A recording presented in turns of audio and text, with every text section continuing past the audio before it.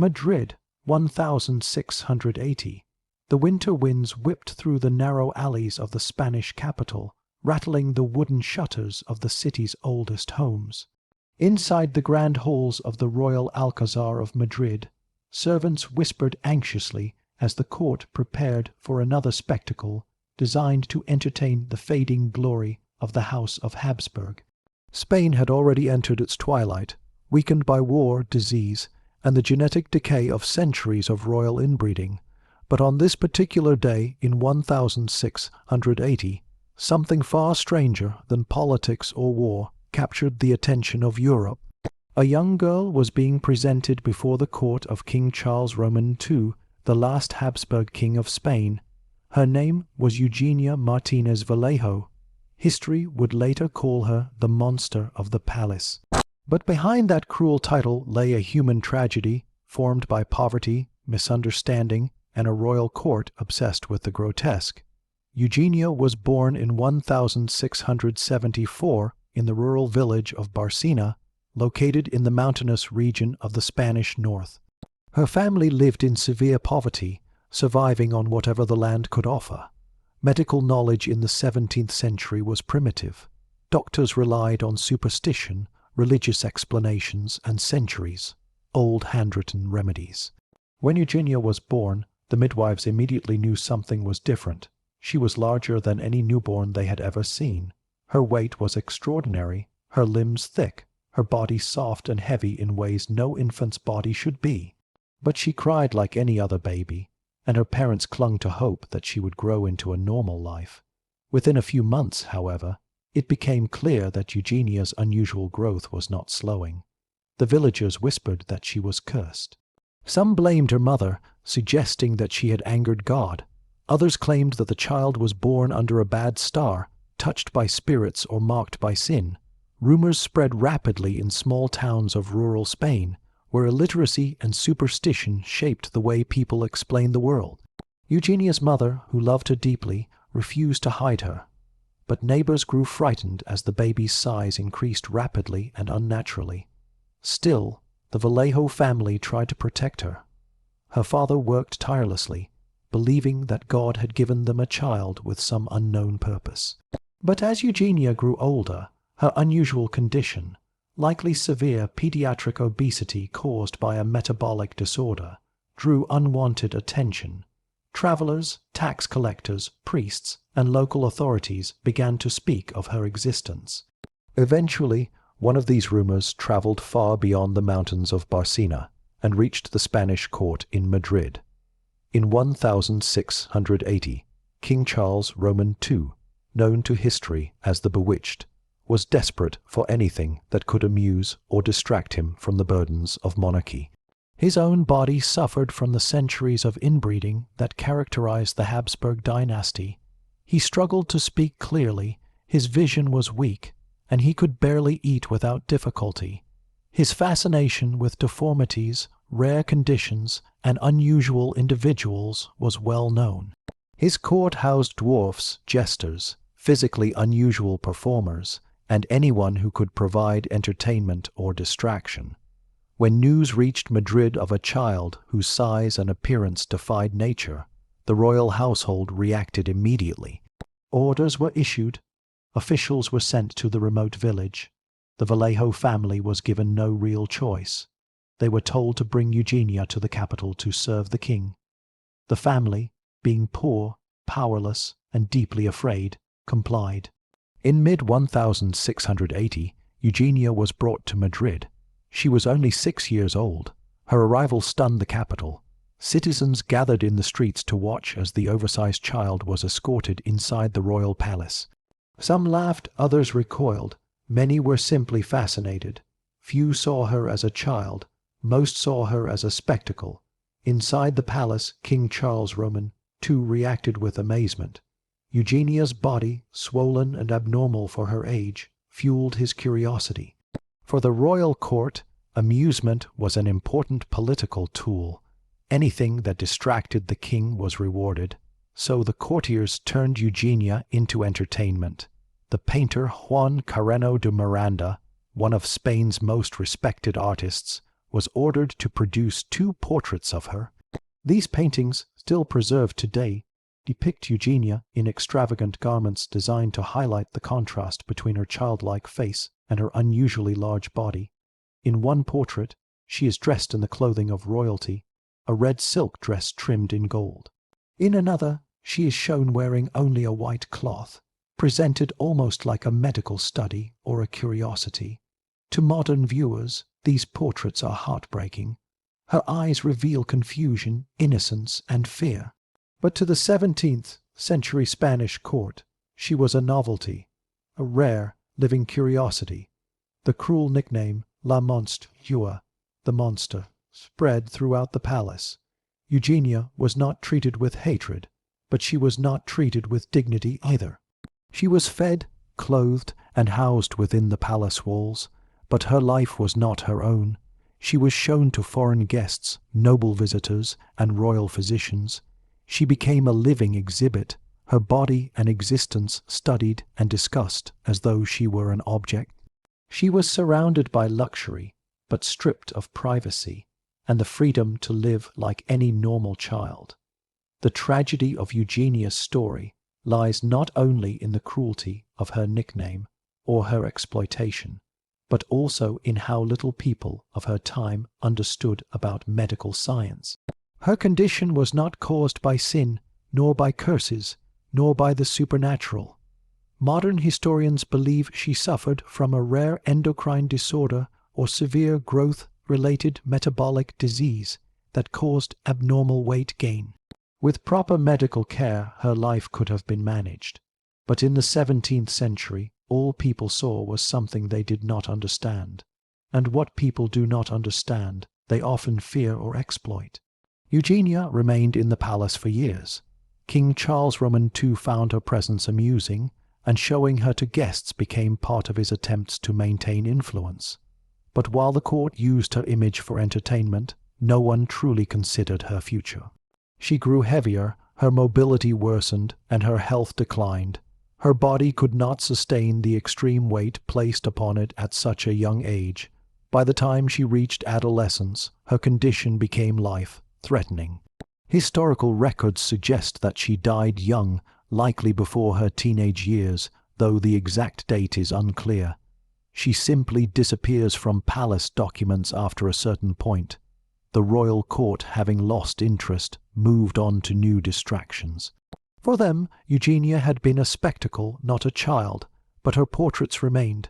Over the centuries, as medicine advanced and society changed, people began to reinterpret her story. Today, historians view Eugenia not as a monster, but as a symbol of how societies treat those who are different. Her life exposes the cruelty of ignorance, the dangers of superstition, and the tragic consequences when a child is turned into entertainment. Eugenia Martínez Vallejo was a victim of her time, born into poverty, misunderstood by society, and exploited by a monarchy desperate for distraction. Yet her story matters because it forces us to confront uncomfortable truths about how humans have treated the vulnerable throughout history. Her legacy is not one of monstrosity, it is one of humanity. The year was 1681. Snow covered the courtyards of the Royal Alcazar of Madrid as the palace musicians rehearsed for yet another evening of forced celebration. King Charles Roman II, Spain's final Habsburg monarch, sat slumped in his gilded chair, surrounded by courtiers desperate to please him. The palace echoed with murmurs, laughter, forced applause, and the constant rustle of silk garments. But beneath the surface of this grandeur lay a deep sickness, political, physical, and moral. While Spain was slowly collapsing under the weight of internal decay and a dying dynasty, the royal household sought distraction in anything unusual, strange, or grotesque. This was the world in which Eugenia Martínez Vallejo lived. When Eugenia entered the palace at the age of 6, she became an instant sensation. Whispered rumors about her body had already reached the capital, but the reality stunned even the most hardened courtiers. She was unusually large for her age, with a body that defied the medical understanding of the time. But what truly shocked the palace was how childlike and innocent she appeared despite the physical condition. that had inspired so much fear and curiosity in her village. The royal servants treated her at first like an exotic visitor. They brought her sweet pastries, new clothes, silk ribbons, and wooden toys. But this kindness had an underlying cruelty. Everything given to Eugenia was meant to enhance her image as a curiosity. The more she resembled a court entertainment figure, the more useful she became. The court of Charles Roman II already had a long tradition of keeping dwarfs, jesters, musicians, and physically unusual individuals for amusement. Queen Mariana of Austria, Charles's domineering mother, maintained a private staff of people selected specifically for their unusual appearances. For decades, the Spanish monarchy had turned human differences into royal entertainment, a habit inherited from earlier European courts. Eugenia was simply the latest addition. After her presentation, the king ordered that she be dressed in fine garments that exaggerated her unusual proportions. This was not meant to honor her. It was meant to highlight the contrast between her physical condition and the clothing of nobility. Bright red silks, gold, threaded skirts, and oversized jewelry became her daily attire. Whenever important guests arrived, ambassadors, noble families, foreign dignitaries, Eugenia was brought forward like a rare exhibit. The palace musicians would stop playing, the courtiers would step aside, and Eugenia, led by attendants, would walk or be carried into the room. Some guests found her fascinating, others were disturbed. A few pitied her, but in the rigid hierarchy of the royal court, no one questioned why a child was being used this way. Their goal was simple: amuse the king and maintain their own positions. To understand Eugenia's life in the palace, one must understand King Charles Roman II, the man who oversaw the last chapter of the Spanish Habsburg dynasty. Born in 1661, Charles suffered from severe health problems caused by centuries of inbreeding among European royals. His jaw was so malformed that he struggled to eat. His speech was often slurred and difficult to understand. Many in the court believed he was cursed or bewitched, hence his nickname El Hechizado, the Bewitched. His inability to rule effectively left Spain vulnerable. Corruption thrived, famine spread across the countryside, the empire's armies weakened, but the palace continued its lavish rituals, pretending that all was well. For a king who often felt powerless over his own life, controlling the lives of unusual individuals within the court became a strange coping mechanism.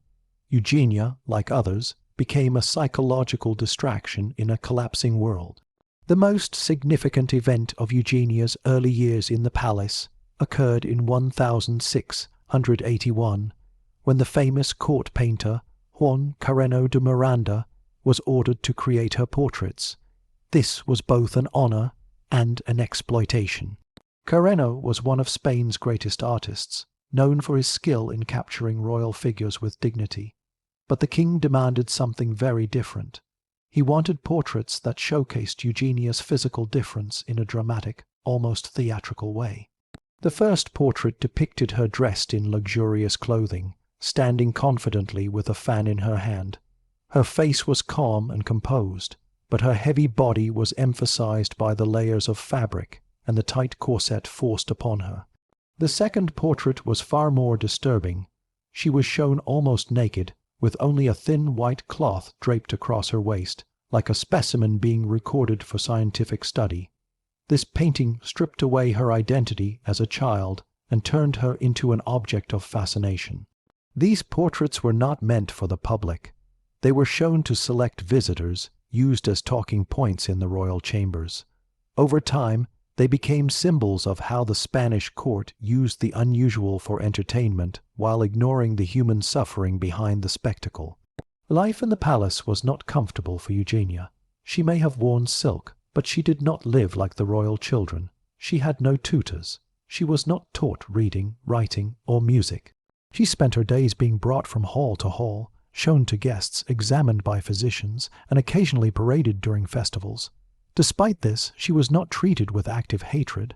Many servants grew fond of her. Some tried to make her smile, offering small treats or singing to her. She laughed easily, especially when she heard music. Palace chroniclers wrote that she enjoyed playing with wooden blocks and talking to the older court attendants. But even these moments of joy were overshadowed by the fact that she was never treated as a normal child. Physicians of the court visited her often. They examined her body, took measurements, and debated theories about her condition. Some believed she was a sign from God. Others thought she was a medical marvel. None considered that she might simply be suffering from a genetic or metabolic disorder. At the time, understanding of such conditions was nearly non-existent. As Eugenia grew older, her condition worsened. By the age of 7, her mobility became difficult. Walking too long caused pain. Climbing the palace steps required assistance. The court began to worry not about her health, but about the possibility of losing a valuable curiosity. Within the palace, her nickname became common, La Monstrua, meaning the monster. It was not said with malice by everyone, but the word reflected a belief that she was something abnormal, something outside humanity. Children in the court avoided her. Visitors asked to see her as though she were a sideshow, not a person. Even in the rare moments when she was treated gently, she could not escape the shadows cast by that name. Outside the palace, rumors spread quickly. Pamphlets and stories about a massive child living in the royal court circulated across Spain. Some believed she was a demon. Others claimed she was the result of sorcery or a royal experiment. The lack of scientific knowledge created an environment where superstition thrived, and Eugenia's existence became a canvas for people's fears and imaginations. Meanwhile, Spain's political situation grew worse. While Eugenia was displayed for entertainment, foreign powers strengthened their influence.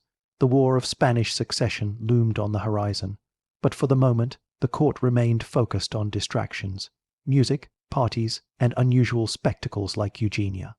By 1682, palace officials noticed a troubling change. Eugenia's energy began to fade. She was often tired, struggled to stand for long periods, and required help to move. The same curiosity that had drawn her to the palace now fueled the anxiety of the attendants who realized her health was failing. Yet instead of seeking real medical help, the court simply reduced her appearances, showing her only when necessary. The tragedy deepened when it became clear that Eugenia was not growing in a normal way. Her height increased slightly, but her weight grew disproportionately. Her body placed enormous strain on her small bones, lungs, and heart. Royal physicians admitted privately that her lifespan would be short, but this did not lead to compassion. Instead, it led to silence, and slowly, Eugenia Martínez Vallejo began to disappear from court records. Her early years in the palace were filled with spectacle, but her decline happened quietly. She was no longer paraded through the halls. No new clothes were ordered for her. No additional portraits were commissioned. She had served her purpose in the eyes of the court, and now, as her health deteriorated, she slipped into the background of palace life. A child who had been brought into the palace as entertainment was now fading away without ceremony, without recognition, and without a voice. Her isolation marked the beginning of the darkest phase of her short life. By 1683, the grandeur of the royal Alcazar of Madrid remained unchanged on the surface. Servants rushed through marble corridors, courtiers gossiped in candlelit halls, and King Charles Roman, too, continued his slow descent into worsening physical and mental weakness. But deep within the palace, away from the ceremonial rooms and glittering receptions, the life of Eugenia Martínez Vallejo was quietly slipping into tragedy.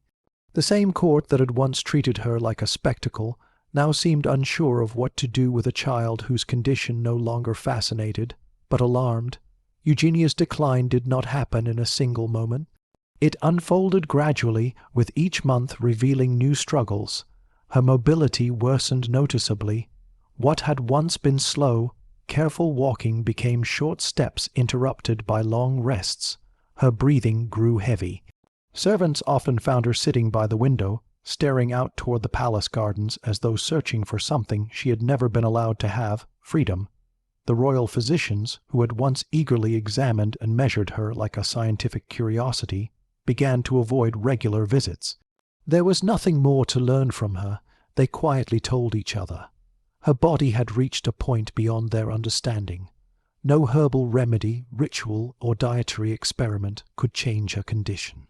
All their earlier discussions, whether she was a divine sign, an omen, or a natural wonder, faded away as her illness became undeniable. Still, no physician dared to make a formal diagnosis, because none truly existed in 17th-century Spain. Modern experts believe Eugenia likely suffered from a genetic disorder involving rapid abnormal weight gain, endocrine dysfunction, or severe metabolic imbalance.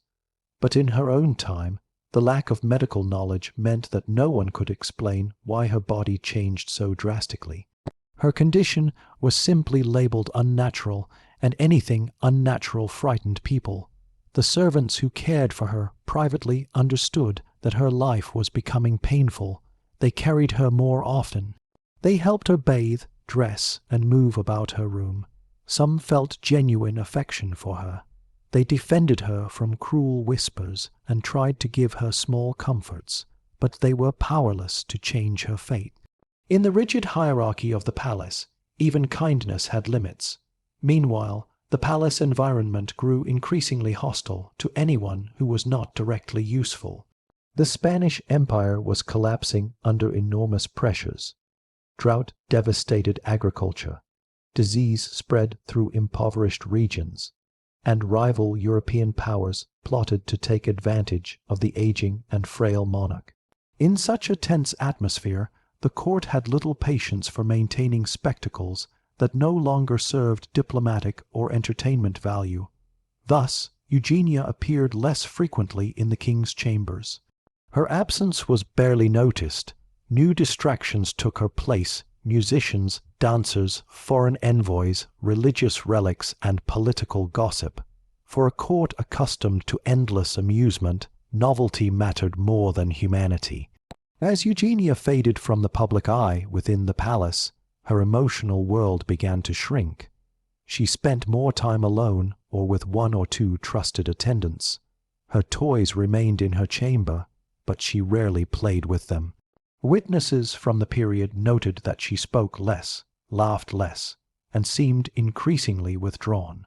She was a child forced into isolation by the very people who had once displayed her as entertainment. Outside the palace, stories about her persisted. Pamphleteers and travelers still mentioned the monstrous girl of the Spanish court. But these tales became more exaggerated, transforming her into something mythical. Some said she had the strength of a giant. Others claimed she had grown to impossible size. Because the public never saw her again after her early displays, imagination replaced reality. Her humanity was erased in favor of sensationalism. Inside the palace walls, her condition deteriorated rapidly. Eugenia struggled with constant fatigue and shortness of breath. Eating became more difficult. The stress on her developing bones caused her pain with every movement. Servants began to notice swelling in her legs, a sign of circulatory trouble. She likely suffered from early heart failure, a consequence of her extreme metabolic burden. Yet for all her suffering, there was no recorded outcry for help, no documented plea for intervention. The palace machinery was indifferent. Eugenia was not a princess nor a noble child. She had no political value. She had been brought to the palace because she entertained the king, and now the king had little interest in spectacles that reminded him of human fragility. Her family, still living in poverty in the mountains of northern Spain, had no power to demand her return. They had surrendered her to the monarchy, believing, perhaps hoping, that the palace would provide her with a better life. They could not have known that she would spend her final years in quiet suffering, far from the simplicity of her village, far from the love of her parents. Historical records indicate that Eugenia's presence in palace documents abruptly ends around the age of 7 or 8. After this point, she is mentioned only in relation to the 2 portraits commissioned of her. There are no further notes about her living arrangements, her health, or her fate. This silence speaks louder than any written record. Most historians agree on one heartbreaking conclusion. Eugenia Martínez Vallejo died young, likely between the ages of 7 and 9. Her death would have been quiet, witnessed only by servants, unnoticed by the nobles who once gasped at her presence. The palace would not have held a public funeral. No announcement would have been issued. Children like Eugenia, used for entertainment, were often buried with minimal ceremony, especially if they lacked noble lineage. Some historians theorize that she was buried in one of the common graveyards near Madrid, without a marked tomb. Others believe the palace may have returned her body to her family's village, though there is no evidence to support this. The truth may never be known. What is certain is that Eugenia left the world without the recognition or compassion she deserved.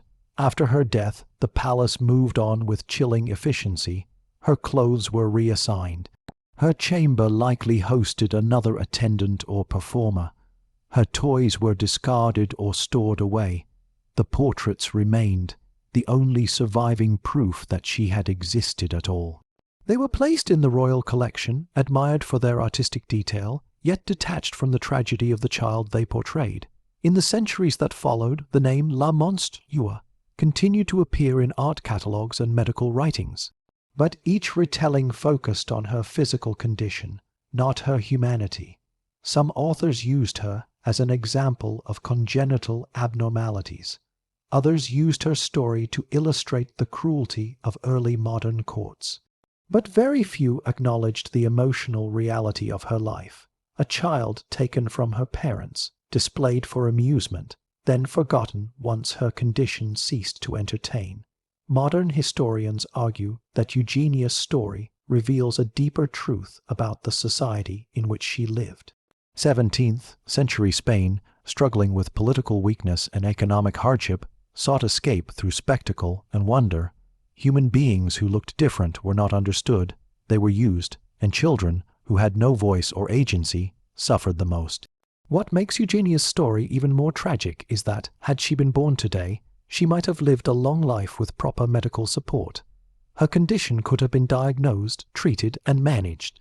She could have attended school, played with friends, and grown into adulthood with dignity. Instead, she lived at a time when knowledge was scarce and superstition was powerful. Her story forces us to confront how easily society can strip individuals of their identity when they do not fit expected norms. Eugenia was not a monster. She was a child, a girl who laughed, cried, played, hurt, and hoped. A child whose world was defined by forces she could not understand.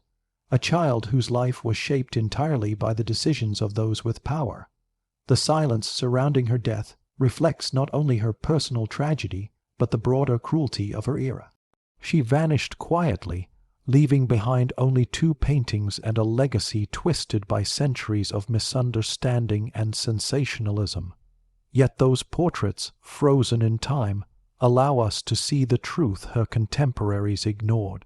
Look closely, and you can see fear in her eyes, confusion in her expression, and a plea for kindness that history denied her.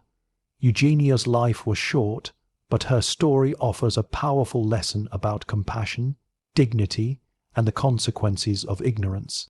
When Eugenia Martínez Vallejo's brief life ended quietly within the walls of the Royal Alcazar, no bells rang in Madrid, no royal procession marched through the streets, no official proclamation honored her memory. A child who had once been displayed before kings and diplomats vanished from the palace records as silently as she had been taken from her rural home. Yet, ironically, her story would outlive dozens of nobles whose names filled the royal registers. The tragedy is that her remembrance came at a cost, a cruel nickname, a distorted legacy, and a narrative written by those who never understood her. After her death, the 2 portraits painted by Juan Carreno de Miranda remained preserved in the royal collection. For more than 3 centuries, scholars, physicians, artists, and historians analyzed these works. Some viewed them as early medical documentation. Others treated them as curiosities of the Spanish Baroque era. A few understood the deeper symbolism. a society fascinated by human difference but unable to show empathy toward those who lived with it. These paintings became the foundation of Eugenia's historical legacy. But the legacy was twisted. Instead of being remembered as a child exploited by the royal court, she became known almost exclusively by the name La Monstrueuse. The term reflected a harsh 17th century world, where anything unfamiliar or difficult to explain was labeled monstrous.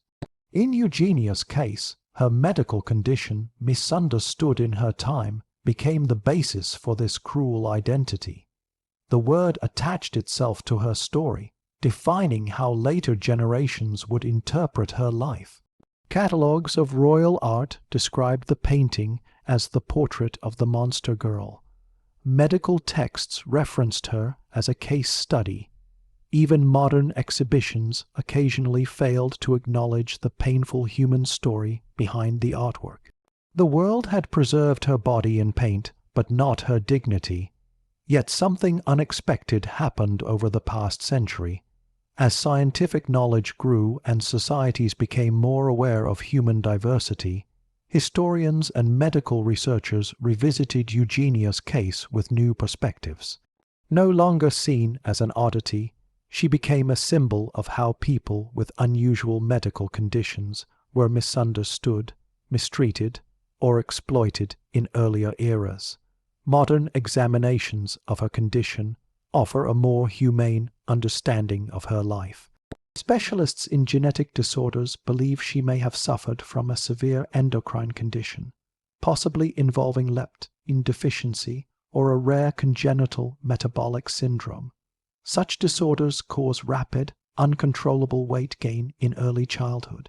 Today, children with similar conditions receive specialized medical care, hormonal treatment, nutritional support, and psychological assistance.